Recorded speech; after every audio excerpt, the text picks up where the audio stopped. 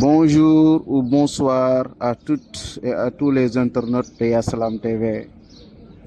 Hier, nous étions à l'île de Gorée et aujourd'hui, nous sommes ici, à la Maison de la Culture d'Outasek, pour assister et partager avec vous les 72 heures de commémoration du défunt Omar Blondin Diop, organisé par le mouvement panafricain Africa First. Donc, chers internautes, nous allons regarder ensemble la vidéo. Mais avant tout d'abord, je vous demande de d'abonner, partager, aimer et commenter. Merci. Ya Salam vous remercie. maa ngi leen di ziar.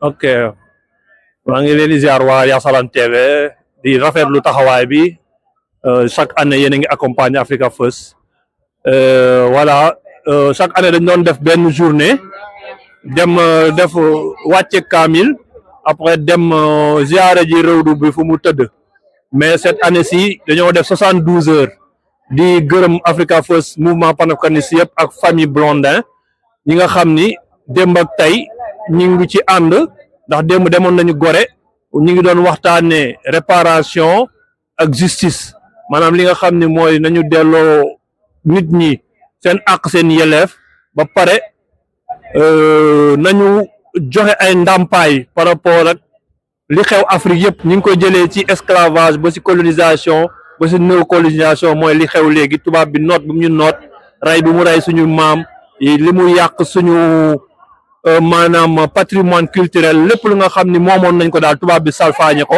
dañuy laaj ñu delloo ñu ndàmpaay bu tolloog loolu mënuñu ñoo fay lépp rey nañ fi ay nit def nañ fi loo xam ni kenn xamul naka lañ ñu koy mën a fayee mais lu bon nga dàmp ñu xam ni lu yàqu-yàqu yu bëri yéen a ko waral mu nekkoon journée bu riche ñu defee woon ko fi nga xam ni fa la Blondin génnee àdduna fa lañ ko boomee ne dañ ko dafa xaru mais xaru dañ ko fa boom leer nañu ñi ngi ñaan ñu ubbi dossier yooyu pour ñu rendre ko justice rendre ko famem du xeex boo xam ni amul njëriñ ak am njëriñ am na njëriñ ci suñu xel yi ci suñu xol yi am na njëriñ tam ci luy ñëwaat pour nit yi bañ a di defaat lu ni mel voilà.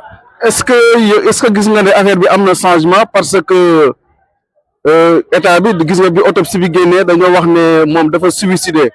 alors que li nga xamante ne mooy garde pénitentiaire bi moom nee na il est hors de question ñu naan ñu ñuy gëmloo ne Omar dafa xaru.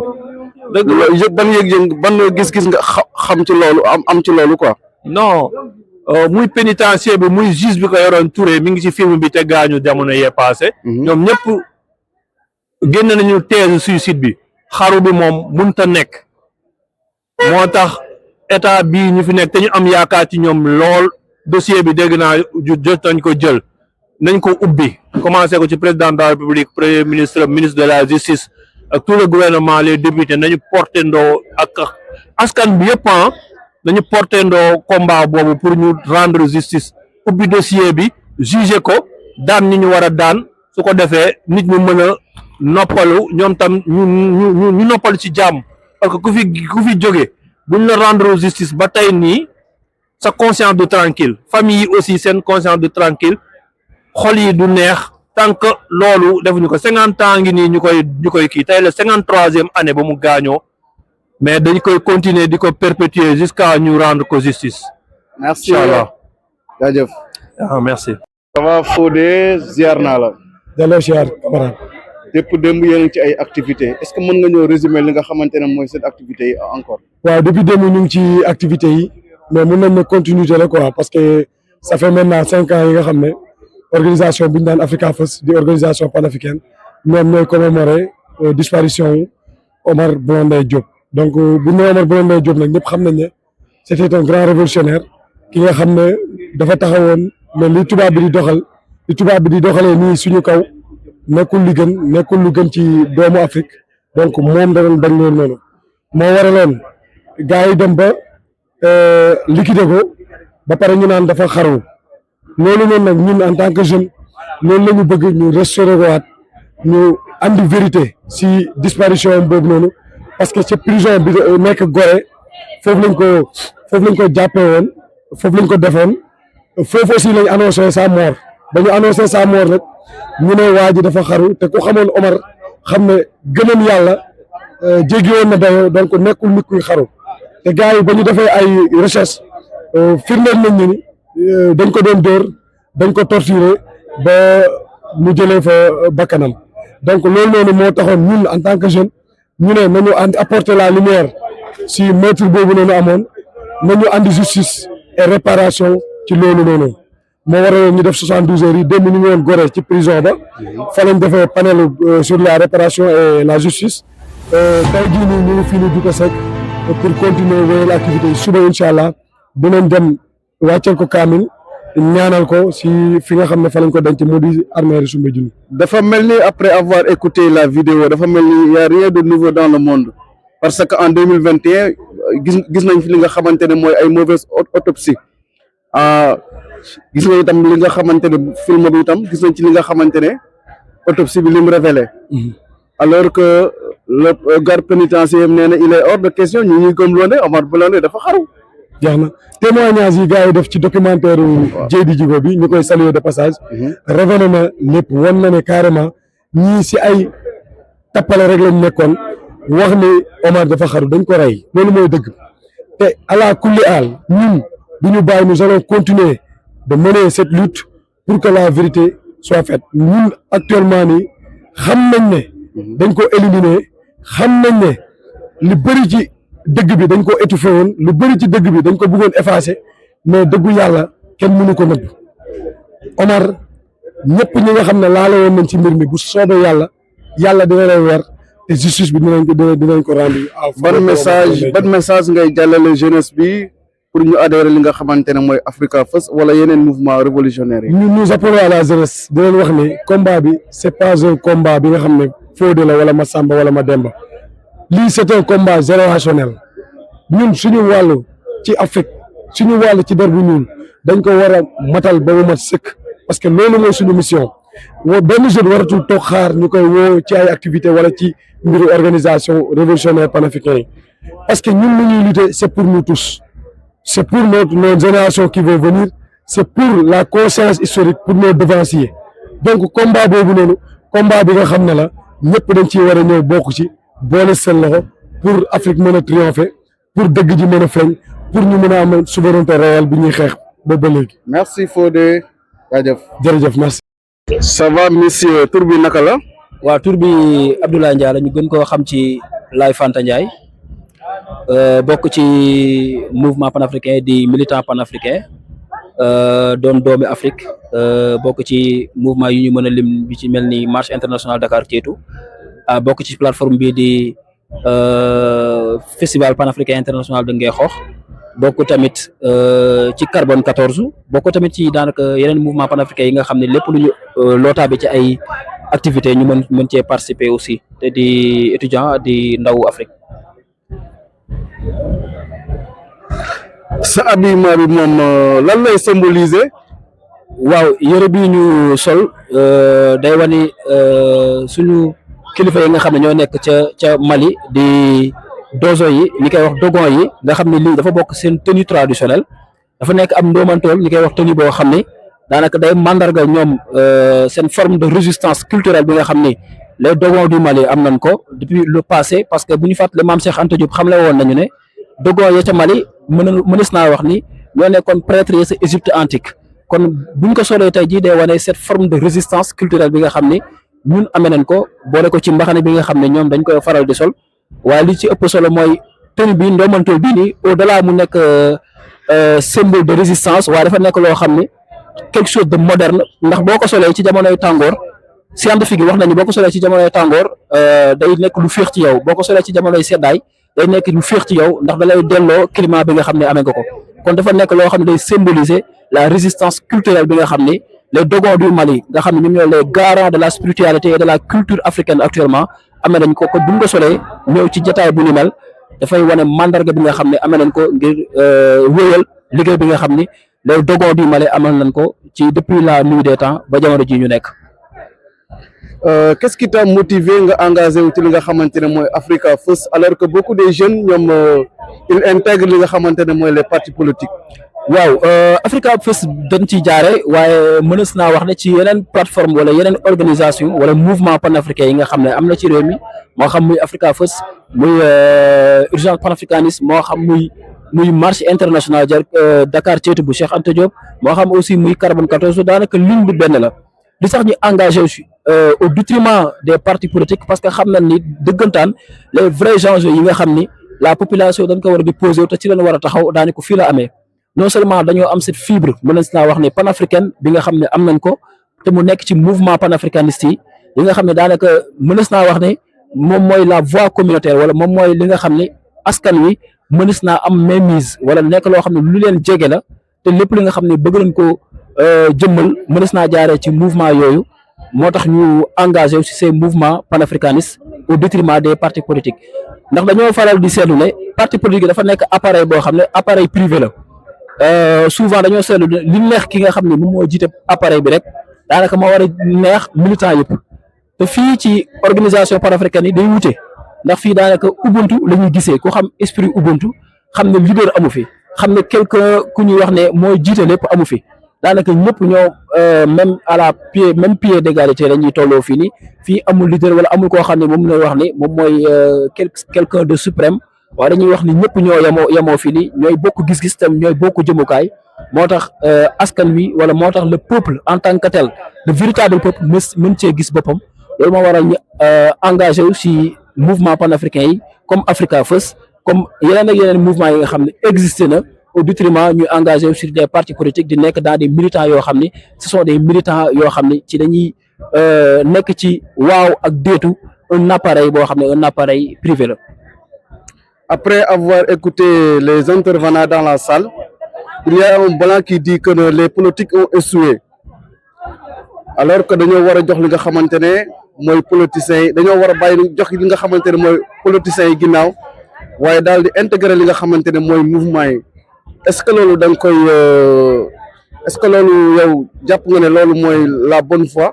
waaw loolu dafa nekk lii kàddu suñu nijaay wala camarade Bengelloune xamle dafa nekk dëgg gu wér te lu nit mën a teg loxo la ndax non seulement seen échec nekkul loo xam daf ko wax rek mu neex ko waaye dañoo wane seen échec ci alternance yi fi am ak seen forme yi nga xam ne moom la ñuy faral di doxee ñoom ces partis politiques waaye bu mu waxee ne dañoo war a engagé wu wala mettre la voix des mouvements dafa préciser les mouvements révolutionnaires parce que mën nga nekk mouvement alors que yaa ngi servir les intérêts néocoloniaux wala yaa ngi servir les intérêts des occidentaux waaye il faut qu'il soit un mouvement révolutionnaire un mouvement révolutionnaire nag du am benn esprit boo xam ne dañuy nekk ci dans une lancée boo xam ne dañuy jëmmal benn nit wala dañuy jiital benn nit alors que lu ko neex lay def ces humours moo war a nekk les humours des militants loolu nag dafa nekk dëgg gu wér koo xam ne les partis politiques dañoo wane seen échec foofu dañoo wane seen lajjite léegi du léegi sax lañ ko mas di wax waaye depuis la nuit des temps dañu yàgg di wax ne les Africains et les peuples africains dañoo war di engager sur les mouvements révolutionnaires loolu moom mooy li war parce que doo fa nekk ci benn waay nekk ci bopp parti ba chaque jour bu xëyee mer tous les militants dañoo war a mer bu xëyee am mbégte tous les militants dañoo war a am mbégte bu xëyee ne diw la tous les militants dañoo war a xëy ne diw la alors que ça doit être au-delà de ça doit être loo xam ne comme ni ko maam Cheikh Anta digle woon dafa war a am une ligne de conduite am une pensée boo xam ne ay nit conscient des enjeux de l'heure ñoom ñoo ko war a amee décrier ko financer ko xeexle ko taxawu ko ba loolu mën a jëm bu ko defee militant bi en tant que tel le militant révolutionnaire day xam ne ligne de conduite bi lii la te boo nekk révolutionnaire wala dans un mouvement panafricain ici au Sénégal da ngay bokk même gis-gis bi le mouvement révolutionnaire bu nekk au Burkina même gis-gis bi mouvement révolutionnaire bu nekk en Afrique du Sud di xeex actuellement avec la communauté Zoulou wala di xeex actuellement aux côtés de Julius Malema de même c'est le même pensée bi nekk actuellement au Congo et dans beaucoup de contrées en Afrique loolu moom moo tax ak gis-gis boobu ces mouvements révolutionnaires ñu wax ne comme les partis politiques ont montré du tey jii nii leur échec donc les mouvements révolutionnaires war na xam seen taxawaay te askan bi war na engagé wu à leur côté du ma ne sax à leur côté mais waroon engagé xam fenn intérêt fu mu nekk xam les enjeux fu mu war a nekk au-delà nga xam ne parti politique actuellement ñu ngi nekk dans des discours de positionnement dans des discours que kii moo fi war a jóge keneen ki moo war a toog les mouvements révolutionnaires ñoom ils mettent en place les enjeux li ñu war a décider et ce qu'il en est kan lañ ci war a taxaw et comment il faut le mettre en œuvre. merci Ziar merci jaajëf. jaajëf. Bonjour Madame Aguette Cissé.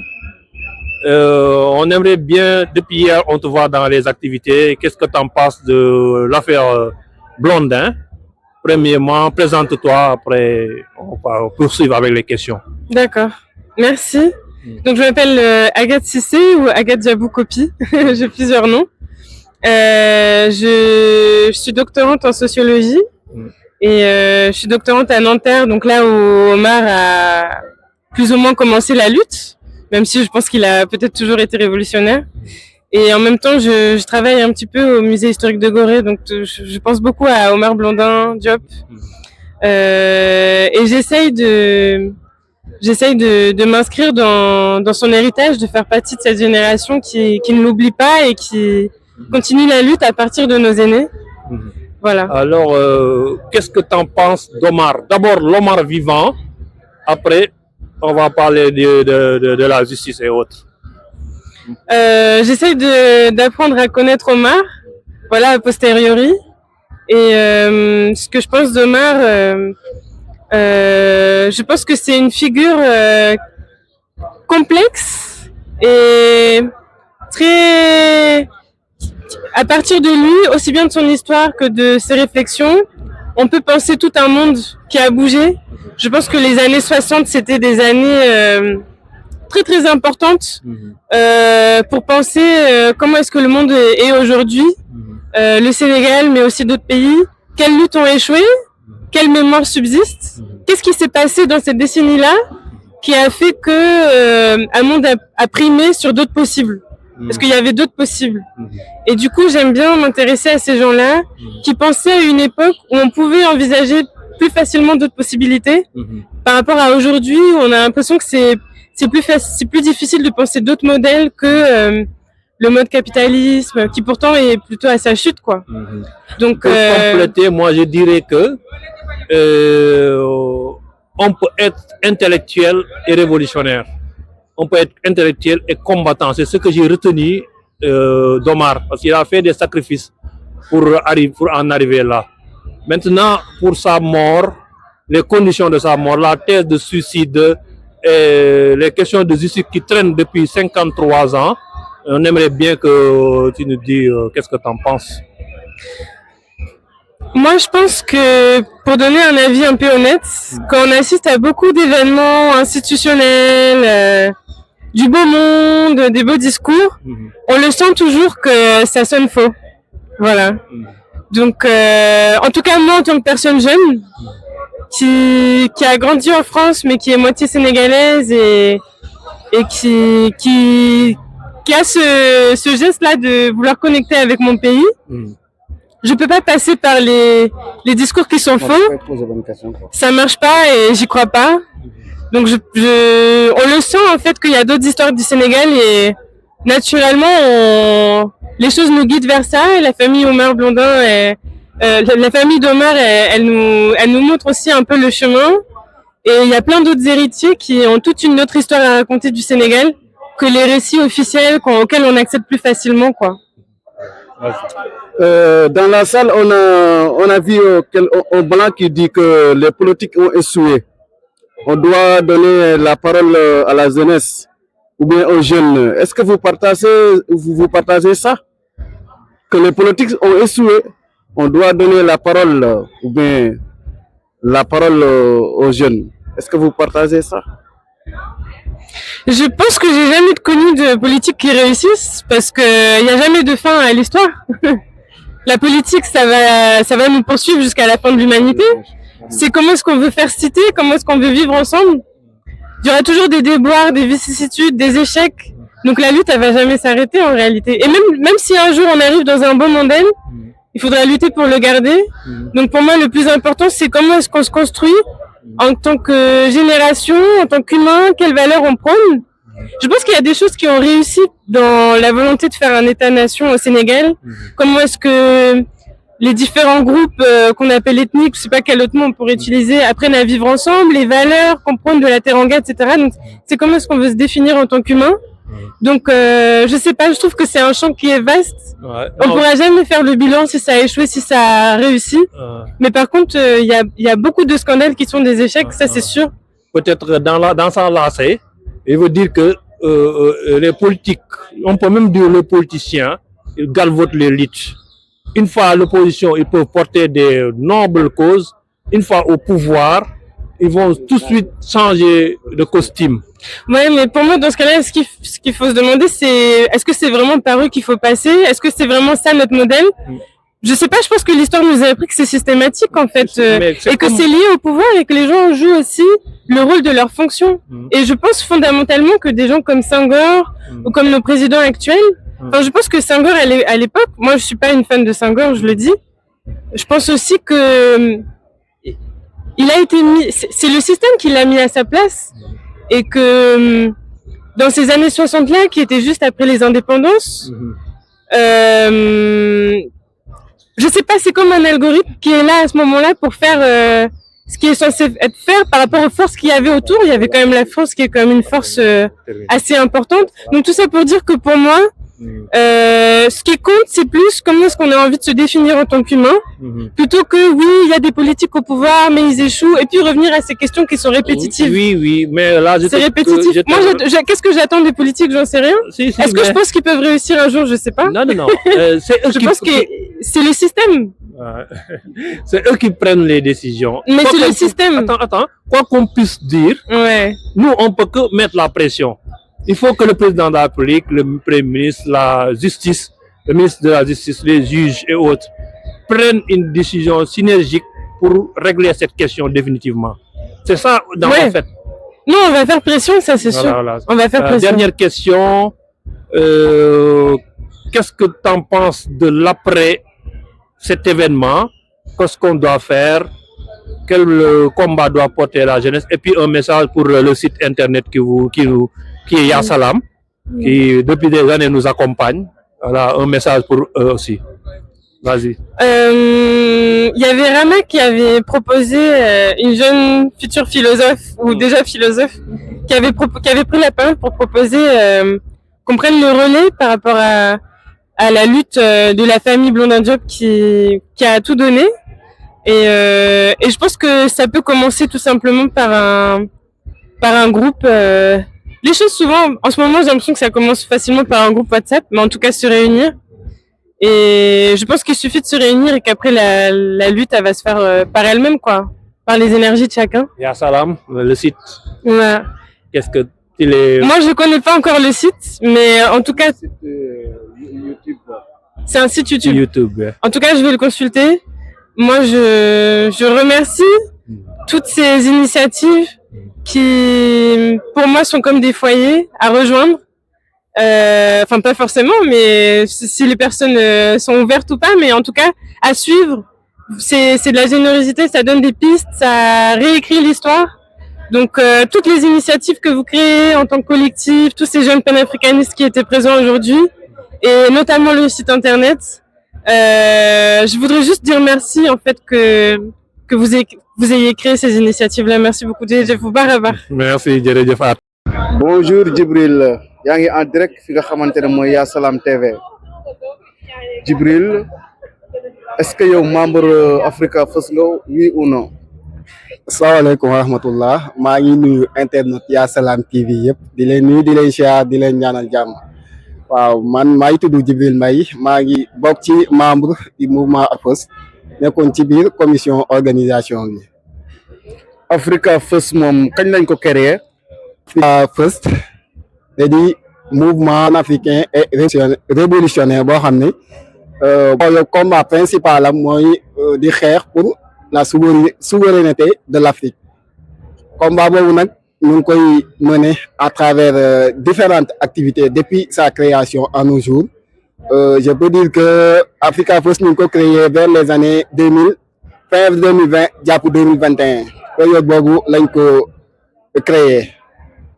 depuis loolu nag jaar na par différents processus am na aussi différents combats yoo xam ne moom la mënee. est-ce que yéen a ngi am li nga xamante ne mooy ay satisfaction ci li nga xamante ne mooy xeex yi nga xamante ne yéen a ngi koy mëne. Bon, je peux dire que mené nañ différents combats, certains ont abouti, d'autres non, comme les combats yi nga xam ne moom lañ mëne mooy la rebaptisation des rues et avenues ci yi nga xam ne moo nekk Dakar nekkoon na combat boo xam ne moom la Africa First mëne woon te bi gouvernement bi ñëwee am na yenn yoon yoo xam ne rebaptiser nañ ko mu yoo xam ne ñu ngi ci sant yàlla bu baax parce que dama jàpp ne waruñ am fii nii ci Sénégal suñu ay héros suñu ay références yoo xam ne ils ont tout fait pour l'Afrique. Le minimum qu'on peut faire pour eux mooy ñu tuddee leen ay yoon pour que les nouvelles générations et les prochaines générations xam ñii ñoo ñan pour ñu mën a gëstu seen histoire ñu s'approprier combat boobu bu ko defee mën a continuer combat parce que comme on le dit combat révolutionnaire moom ça se passe de génération en génération bu nekk da am loo xam ne moom la si war a mener comme ni ko Frantz Fanon doon waxee. Chaque génération, dans une relative opacité, doit découvrir sa mission, la remplir ou la trahir.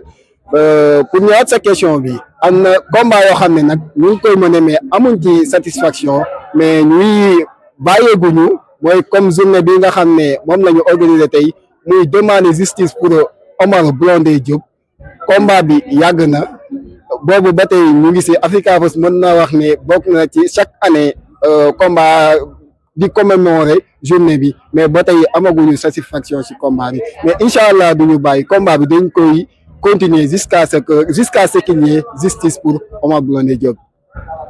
Est-ce que vous avez des partenaires ci li nga xamante ne mooy combat yi nga xamante ne yéen a ngi koy mëne. Je peux dire que des partenaires financiers non parce que nous sommes un mouvement qui vole de ses propres ailes.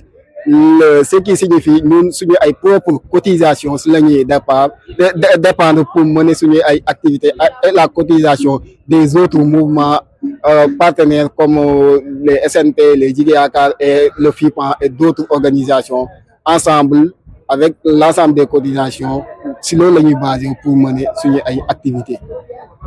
Après avoir écouté li nga xamante ne ou bien suivre li nga xamante ne mooy film bi ban jàngat nga ci am. jàngat bi ma si def mooy xëy na dama xaw a tardé boo xool fin film bi la assisté mais jàngat bi ma si def mooy gouvernement bi fi nekkoon à l'époque ñoo si je peux dire ainsi rey Omar Blondin Diop ba pare bëgg a maquiller les choses parce que dañoo wax ne ils ont avancé la thèse du suicide l'autre chose bi nga xam ne moom lañ bëgg a maquiller les choses mooy bi soulèvement populaire bëggee am ils ont fait ñu génnee les GMI pour ñu réprimer la population. Ces deux choses montrent clairement que gouvernement nekkoon daa bëggoon maquiller les choses et ils sont responsables de la mort de Omar Blondin Diop. Ban message ngay lancer pour que la jeunesse intègre li nga xamante ne mooy mouvement Africa First. Message bi may lancer mooy damay dellu si rek ci li ma waxoon léegi ci waxu France Fanon yi ñun jeunes africains nañu xam ne Afrique ñoo ko mën a libérer suñu bopp. Européen du jóge fële chinois du jóge fële américain du jóge fële di ñëw di ñu libérer suñu Afrique bi nii ñun ñoo ko mën a libérer suñu bopp. Nos aïeux ont fait leur part dans ce combat bind nañ bàyyi fi def nañ li ñu waroon def bind nañ bàyyi fi ñun nañu dem nag jéem a saytu seen histoire xool fi nga xam ne loolu lañu réussir ñu continuer li nga xam ne moo tax ñun nga xam ne ñoo essayé si ñoom fi ñu essayé ñun ñu mën a éviter erreur yooyu pour continuer ce combat parce que il reste beaucoup de choses pour la libération de l'Afrique ñun am nañ si part boo xam ne am nañ part boo xam ne moom lañ ci war a def nañ ko def après léegi les générations futures leur part du combat. Parce que comme je l'ai dit tantôt, c'est un combat intergénérationnel. Ok, merci Djibril. Jaajëf. Merci beaucoup.